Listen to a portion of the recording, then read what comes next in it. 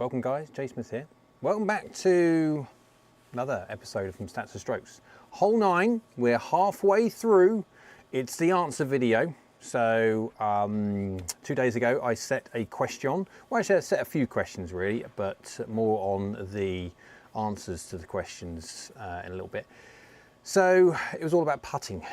And the whole idea of the putting one is, I would say putting is, or by far personally, I think putting is, let's say 40% of the practice that people should do. Random number, but I think unfortunately when you look at the practice that people do when it comes to golf, most of the time it's with 7 irons, most of the time it's with drivers. Driving ranges are typical. Obviously driving ranges commonly don't have large putting areas to practice from. And even if you have practice facilities at your own golf course, generally speaking, people don't drive all the way to the golf course to practice their putting and then drive back. They go there to obviously play golf. And so putting is one of the massive things which is neglected generally from golfers. And if you look at one thing, so it's a different conversation we have about power. When you're looking at power and the discussion you're going to have about PGA Tour players, as soon as you talk about PGA Tour players, how big they are, how strong they are, how fit they are, and how fast they swing, there's a huge divergent difference between that PGA Tour player and Bob. Bob, the weekend golfer, which does whatever he does during the week. And so, yeah, so that you can say when you're talking about those, absolutely massive difference. You can't compare. Putting. And also short game to a certain extent as well, but putting definitely. Kieran's in the house. Hello, hope you're well, bud. You're not wrong. A few putts before. Yeah, you need to do a bit more than a few, but yes, absolutely right. Although, mate, your putting is just legendary for your handicap. It's ridiculous. Your Arcos info. Harry's in the house. Evening, Jay. Hope you're fine. I am fine. Been busy. Obviously, managed to get a video out today. I'm struggling now for Sunday. Because I've got my son this weekend, so it's going to be a tricky one to try and get anything done tomorrow ready for Sunday, so it's probably not going to happen. Let everyone aware and know now. So anyway, and chipping as well. Yeah, chipping and pitching, really there's no power issue there. It's all about technique, all about feel, all about practice time, etc. So, but especially putting, there is no reason apart from all those things we just said there, technique, one of them to a certain extent, although you've seen some weird putters through the passage of time. And so if they can putt like that, it's just repetition, it's getting used to putting like that, getting the feel, and practice, of which many people don't. So there's no reason why you cannot be much better than your handicap. And obviously a special K, Kieran's in the house, and if I had it to hand, I would pop Kieran's information up on the screen, because that is by far one of the most impressive stats for the handicap that I have literally ever seen. I don't think I've seen anything better than that. Let's make the old text a little bit bigger for everybody to see. There you go. So if I had that, I would, but I obviously haven't got that to hand, but because I didn't know that Kieran was going to be on to ask permission to use it. But there you go. Right, so back to the question. Now there was 2 questions, and on question 2 there was part 1 and part 2, so it's technically 3 questions. However, what I've decided to do is dump off question 2. Why? Is because I would say 90% of you that answered understood exactly what I was saying and put in answers which were decent answers. They had variants and stuff like that, but yeah. However, there was possibly a good 10% of you which didn't understand what I was trying to convey, and I can only put that down to my own fault, not yours. Don't blame yourself for not being able to understand what I'm saying. I blame me for not being able to articulate correctly so everybody could understand. That's why I like doing the live streams, because if I can do them in a live stream, especially doing the questions on the live stream, is that I have the opportunity potentially for people to be on the live stream and question. So if there's anything that needs to be highlighted or clarified, obviously I can do that. So in the interest of fairness, I have decided to question 2. So we're only going on question 1 now. And so, question 1, let's go to question 1 to understand what, that one there we go. Got to get out of the way because that's that big dome again. The big old dome, right. So, 35 foot lag putt, PJ Tour guys, the best in the world. So when you're looking at the best in the world, if you are anything like this, at any handicap, that is something to strive for. So this is why it's important just to do this, but rather than just doing 20 handicappers and stuff like that, sometimes it's really good to understand how good the PJ Tour guys are on average. And so then you can measure yourself up against that. And going back exactly what I said to the start, there is no reason, absolutely no reason why people cannot be an exceptionally good putter for their handicap. Because it's one of the quickest ways to reduce your handicap. Absolutely, you can get rid of, even if you're a 20 handicap, you can get rid of a good 4 like that if you dedicate some time to putting. It makes a big difference, putting. So the question was effectively this: 35 foot lag putt, as you can see there, and they've got a 5% chance of holding out, but don't worry about that. So ones that they effectively miss, yeah. So you've got, I've asked there for a 90th percentile, yeah, because I can't type. I erased that one out, so rather than just changing it, I thought I'd keep it for a bit of fun. So I'm looking for the 90th percentile distance and diameter. Now, the 90th from the point of view of, from the holdout point, which is, if I can get my finger in the right position, about there, long, and then obviously holdout position to short. I'm not looking at the 10%, obviously I've took out this 10%, and I've took out this 10%. Why have I taken out that 10%? Is because those top ones and those bottom ones as well are basically made from the ones that get put off the green, or the ones that get put up a hill, it never reaches the hill, then comes back down again, and those weird and wonderful ones. Those would skew the data too much, and so therefore trying to understand how well they work in a nominal factor. And yes, we do understand also that PJ Tour guys play on greens which are just ridiculous compared to normal golf courses. However, we all play golf, and they are extremely good. So, ice tray, I didn't even notice the misspelling. Someone did. Regarding that, we have a 90th percentile long and a 90th percentile short. And I tell you what, I'll let you know the numbers before I actually give you the actual, well, anyone who's good at arithmetic can quite easily do this themselves. Right, so a PJ Tour guy from 35 feet long is 52 inches long. That's their 90th percentile. Can't get your worms out today. 90th percentile is 52 inches long and 39 inches short. So they are fractionally longer as a byproduct than they're short. So they are leaving it, however, what's that, 7 inches long on over 6.5, or whatever it is the middle point. Now, there is this classic thing of never up, never in. We have to dump that off as quick as we possibly can do. Because if you look at that, so 91 inches is basically 7 foot 7 inches. Yeah, so it's not far of an 8 foot circle on their 90th percentile. So a 90th percentile, short and long. Yeah, so technically it's not 90 if you look at it. Yeah, you kind of get the idea.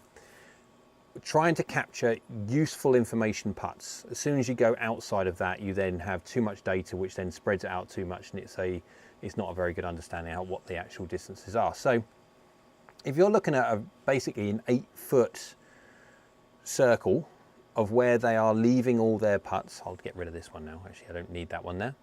That means I can be a bit more in shot. There you go. Because of that, we are looking at an 8 foot circle. Let's just not worry about the few inches, 5 inches, but 8 foot. If you're now thinking every single putt has got to go past the hole, I've got to get this one past the hole, especially at 35 feet. As soon as you go down the handicaps, your ability to control distance goes, well, not out the window, but it gets less and less and less. And so PJ Tour guy, who's the best at, well, on average, the best in the world, they're running a 7 foot 7 when it comes to a diameter. And say, Francisco, Jay, Francisco, welcome along. what you then end up doing is, if you are, let's say, the PJ Tour guy, and you have, let's just round it to 8 feet, and you are basically 50-50, in and around, very, very close. The most you're going to have, on average, is a 4-foot putt coming back. And as a PJ Tour guy, your make percentage from 4 foot is ridiculously high. If you then shove that, and we are still talking PJ Tour guy, if we shove that dispersion ring, so now everything is either at the hole or just past, there is a conversation that we had about saying, okay, the ones that were online that missed because they never got to the hole, we would have made them. Yes, that's true. But there is also ones that you did make when you rammed them into the back of the cup and they dropped, that now you definitely will not make because they're going too quick. And so when you look at the whole, yeah, you lose more than you gain. So even if it was 50-50, it doesn't matter. Let's say you lose more than you gain. But if it's 50-50, we move it up. I can guarantee I don't know what the stats off the top of my head, I should have looked really, but the PJ Tour guys, their make percentage from 8 feet is worse than it is from 4. And so effectively that's what they are extremely good at making sure their misses are very central around the cup. Very central around the cup. And that's at 35 feet with a 5% make rate. So I'll stick, can I get the answer up there? I want to go like, oh, that's not the right one. Answer, that's not the right one either. There we go. But I'll tell you what, I'll put that up on there. There you go. So they're the answers to part 1 and also part 2. Now part 2, I'm not going to go into too much detail. The people that joined in can see 42 feet and 20 feet is the actual numbers. So the people that did well on that one, obviously well done. And for the people that didn't understand exactly what I was saying when it comes to the question, again, I put the blame on me for not being able to articulate and communicate the question well enough so everybody understood. About 90% of you understood what I was saying when it comes to proposing the question, and for those people who got close or didn't get anywhere near or whatever it is, there's the answers there. And for the people that didn't understand what I was saying and thinking about something different, again, that's not on you, that's on me. So I decided to kill off part 2 because it's the only fair thing to do. Now, again, we are talking about this competition. It is a bit of fun. It is. And the whole idea, obviously, is to try and get you guys a little bit more programmed into understanding what your percentage shots are. And if you look at this as PGA Tour stats, when you're looking at people that are 20 handicappers and always trying to get it to the hole, always trying to get it to the hole, no, trying to leave it in the smallest dustbin. Try and die it in the hole. Every single putt you make, or try, well not make, but you attempt, try and die it to the hole. Never try and hit it past the hole. If you hit it past the hole, yes, the ones that are online will go in. The problem is everyone has a dispersion ring, and the worse you are, the bigger it is. And I can guarantee you this, if you're 35 foot away and your actual dispersion ring is say 10, 11 feet, for the ones that you get in, great. Unfortunately, the ones that you miss and are on your 10, 11 foot, well, that is 2-putt territory, absolutely, for a 20 handicapper, and they will 3-putt sometimes from there. So to try and reduce the amount of shots that you use unnecessarily, make sure you try, especially at anything mid to long range, die it in the hole. Even from 6 or 8 feet, don't be too confident unless you are an extremely good putter. And again, the media is rife with pictures, well, not pictures, but videos of Tiger ramming into the back of the cup. Well, that's great, because if you make them, like Tiger evidently always did, he's one of the best putters in the world, or especially was, that he was confident and he did get them on the way. But we are talking the best in the world. We will, from this whole idea of the series, is to give you a better idea of how you can score better for free as such, just making better decisions and better percentage plays. Harry says, looking at the answer, Q1, I didn't understand the question, lol. Oh, we'll kill question 1 then as well. I can't remember, Harry, what you said, but effectively what we've done, I've banded it around. I've got the worst answer. Worst answer, that's the wrong word, because that has connotations for someone. So I have the answer that was furthest away from the correct figure, yeah, Every answer is valid, and on both sides. And effectively, I've banded it. I've banded it in a equal amount. So whatever the worst one was, either side doesn't matter. And then I've banded it into equal chunks. 5, 4, 3, 2, 1. That kind of idea. And where's my leaderboard gone? Is my leaderboard? There's my leaderboard. So right, let's go and have a look what the leaderboard is, shall we? There it is.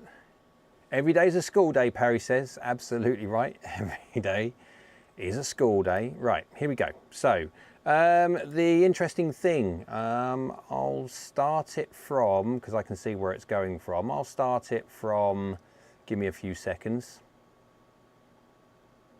Now, there we go. So we've still got this is the back end of the leaderboard. So Ice Tray 2468 was leading by 4 points going into this round. And so we can see 3 points, 2 points.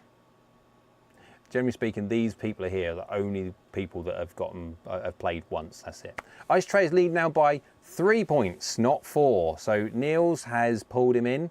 So he's now single second position, and then we've got a couple on tied third, a couple on tied fifth. But anyone down here, even on 25th place, even in 20th place, look, that's in 30th place or is in 20 points 30th place, just gets 5 points and rockets up the leaderboard. And this is the thing, it doesn't take long, even these people now. Now we are halfway. I need to go back to school. You don't, you're fine. I don't know where was Steve, I don't know where you were on that. We'll have to wait for it to go round again. Doesn't matter, it's fine, we'll wait. We have got, it's been 9 holes. And after 9 holes, there's only 3 points in it. Right, so you can see that, and I'll be honest, these people up here have been involved through, as in near enough every single one. I can't, did I miss you there, Steve? I did, didn't I? You've gone past there, so you're higher up than you think. Ice Tray's going, no! Yeah, it was, to be fair, this is being honest, because I knocked off part 2, Ice Trays and Niels tied 8th. Thank you, Steve. I'm glad you saw that rather than me. Everyone's going, Harry's going, you 8th, Steve.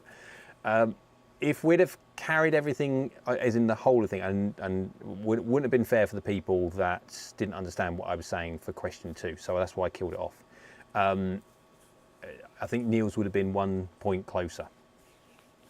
But there you go, because his second part was bob on, like properly bob on.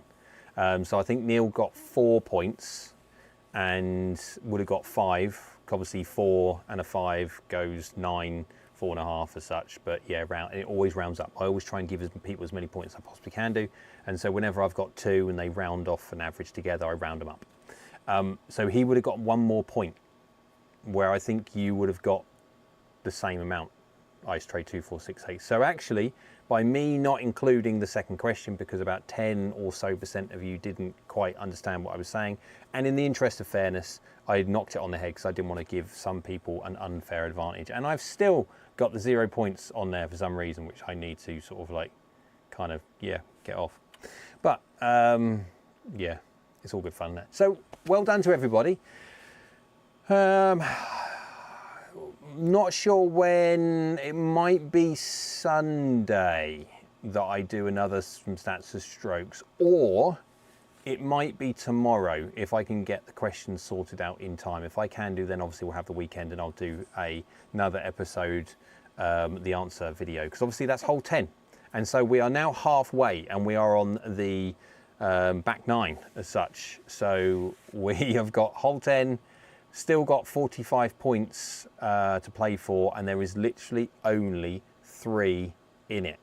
And really 10 points goes all the way down to Ian Plummer, Mr. there, and yeah, I mean Steve's well within a shot. So's A Special K. All of these people up until probably, I would say, 10 points. I mean, obviously, even at 10 points, you've got to play every single round. And this is where the most people, you can have, as long as you're playing every single round, you're guaranteed to get 1 point. So even if Ice Tray now just bums the rest of this, and he just gets involved in every single one. He's guaranteed to get another 9 points. And so at 41, he's going to be 50. And so everyone here, this is the importance of making sure you get involved every single one, because it just gives you the most chance at getting your points up. So there you go, it's a bit of fun. But there you go. Well done to everybody. Yay. I'll get off of this so people can see. Already halfway, let's pay to 27. No. So, well, okay, again, I'm always honest with you guys anyway, so I'm always honest with my audience. There is a boatload of work which goes into doing from stats to strokes, and the time it takes me to create these and do all the work behind the scenes, and when I do all the question stuff, gathering all that data and formatting it in the right way, and then getting things ready for a live stream to do. If we were looking at a it's like whatever job you do, guys, down the lens, just think whatever job you do for yourself, whether you're plumbers, whether you're bricklayers, whether you're office workers, whether you're an accountant, whether you are a teacher, a firefighter, it doesn't matter. Whatever job you do, you get paid an hourly rate. And if I was to look, it'd be like equivalent of you going into work and working for all day and getting hours pay. It'd be like, what am I doing this for? So the reason why I do this is basically for you guys to try and make this vital part of golf. This is vital. This is where a lot of people, a lot of high handicaps especially, but even normal handicap golfers just lose out on.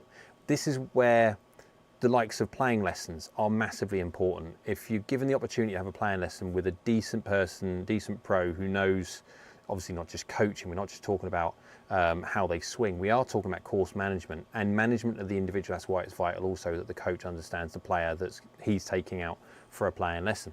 The courses are shut here anyway, so close as we can get to players at the moment. That's sad, that's a little bit sad. But again, unfortunately, that is the way that we, well, we live in the world of, don't we? It's been raining constantly. Harry says, we appreciate your efforts, Jay. No, I appreciate every single person that joins in. Because, I mean, again, to make it fun, and the motivation was obviously to get sub 70 and 11 golf on board for one reason only. To try and drum up a bit more interest in the whole episode. So if I'd have done no competition whatsoever, well, competition, but just a fun one, you don't win anything from it, there would be potentially less involvement. And of course, the reason why I do this is trying to get as much information out there for you guys to understand. And so that's why it's important. So well done to everybody. What we got? Ice Tray 2468 says, save yourself some work and call it after 9 holes. The only time, unfortunately, Ice Tray 2468, we'll have to find out what your name is, etc. At one point, I will have to, when it gets to the closing stages, and I have noticed that sometimes there is a disparity between number of likes and comments, etc. So, and I keep on saying, make sure if you're going to comment, like the videos and that lot.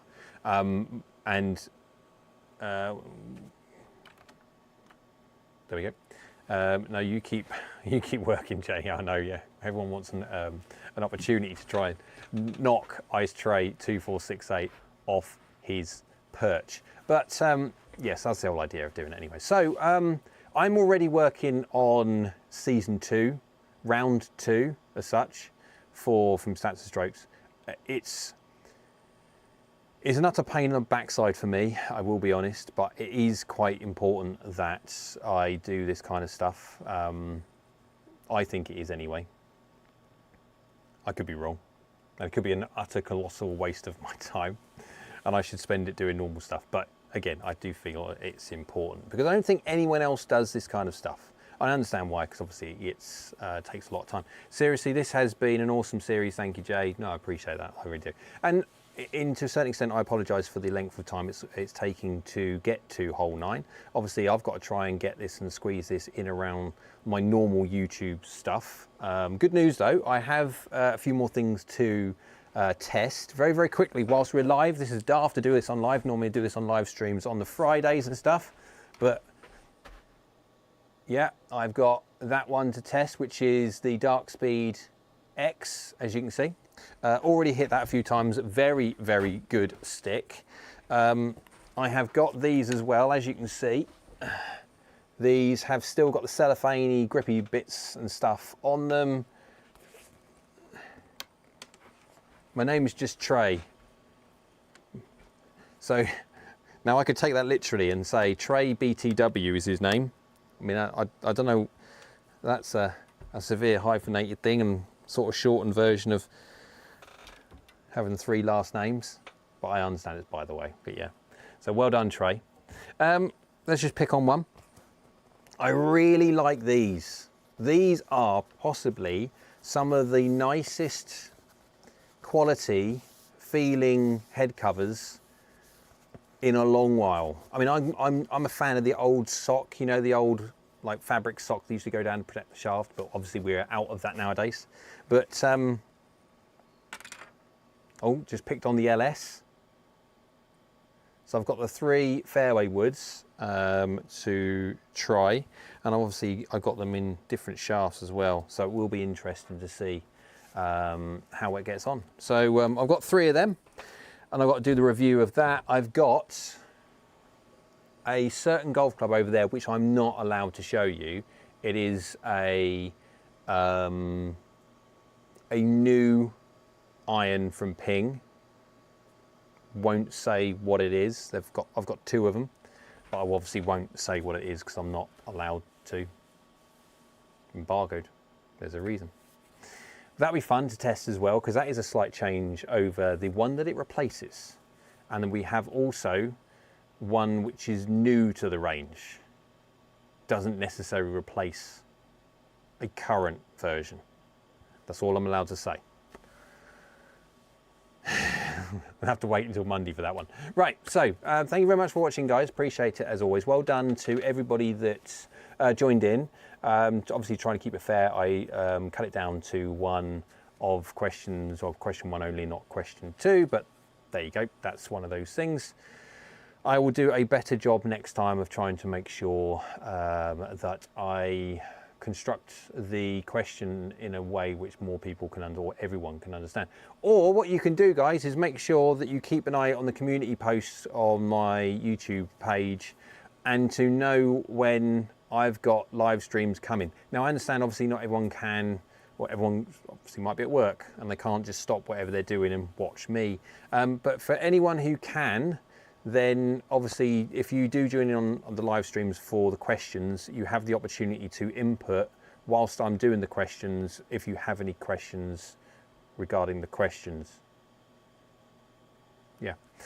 Ice Ray says, oh boy, looking forward to those club reviews. I am as well. Let's just do another unravel.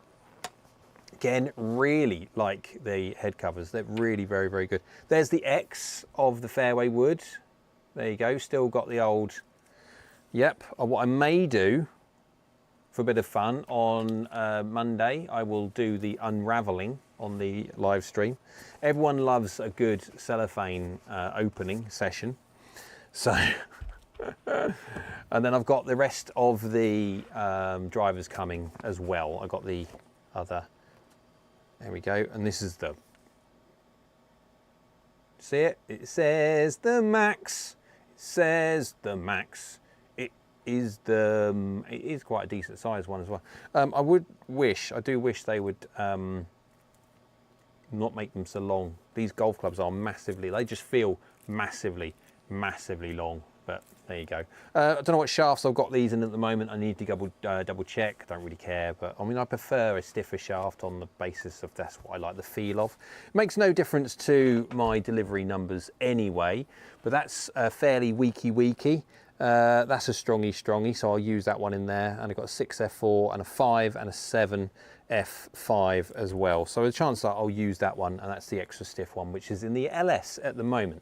Right, guys, there we go. That's a very quick peek into what I'm going to be doing over the next week or so. Obviously, I've got the Ping, and they're embargoed until I am checking my phone now to make sure I do not get this wrong, because I messed up Wilson a few weeks back. That's my fault. Didn't read the email. So we are looking at Thursday, the 7th of March, I believe it is, which is, what, 2 weeks? Give or take? Yeah, 2 weeks. There you go. So I've got 2 weeks to get them done, get all the data sets for the 2 golf clubs and do all the forgiveness data, do the different swing speed testing, etc. That's the whole idea. Right, so thank you very much, guys. Appreciate it as always. Thank you very much for the input into the chat. And don't forget, for people that are watching this on the replay as such, and for the live people that are still watching, Monday, not this Monday, the Monday after is open all access live stream. It would be lovely to have everybody over 7 o'clock on the Monday, 7 o'clock UK time that is. It will be great to have the 7th back from the Algarve by then. All good, all good. Yes, that will be, is it the 7th? Yeah, it would be, I think it is, because we're looking at February the 29th. When is it on? Sorry, the Thursday for embargo day for the Pings one, yes. The first one of the open all access live streams on the Monday night is the 4th. So get your diary going and it'll be great to hear from everybody. I'll be doing a open to everybody live stream. Get your questions in, I'll answer them live for you. Right, thanks very much, guys. Well done to everyone who joined in. Well done to everyone who scored good points. And Ice Tray, 3 points. That's it. That's all you're on top by now. They're coming after you. They're coming after you. Right. Cheers, guys. We'll see you again soon.